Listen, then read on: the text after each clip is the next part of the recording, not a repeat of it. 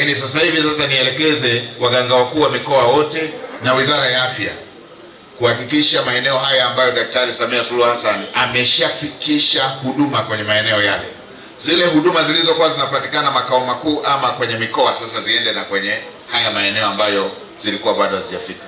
Kwa mganga mkuu, hakikisha sasa ile huduma iliyokuwa inapatikana Tanga tu sasa ije na hapa Lushoto, zile dawa zije na hapa Lushoto na ziende Kilindi. Kilindi pia ni mbali sana, kumwaisha mgonjwa tokea Kilindi mpaka afike Tanga ni mbali sana. Mzee, tunakushukuru, umeleta hoja ya msingi sana, na Mheshimiwa Waziri, ili lifanywe kazi si tu kwa hapa Lushoto lakini na maeneo mengine. Wewe pamoja na Waziri wa Afya mnasimamia hii sekta ya afya, wasilianeni ili hizi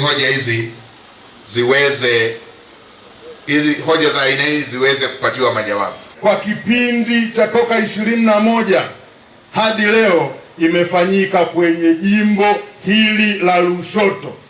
Moja ya vitu vilivyofanyika, Mheshimiwa Waziri Mkuu, tulipata hapa kwa kipindi hiki shilingi bilioni 5 kwa ajili ya shughuli za afya, ikiwepo huu mtambo uliouzindua leo. Tumepata vituo vya afya maeneo mbalimbali, zahanati maeneo mbalimbali, lakini na mtambo huu uliouzindua leo hapa. Uwekezaji katika afya umeongezeka kwa asilimia kubwa sana.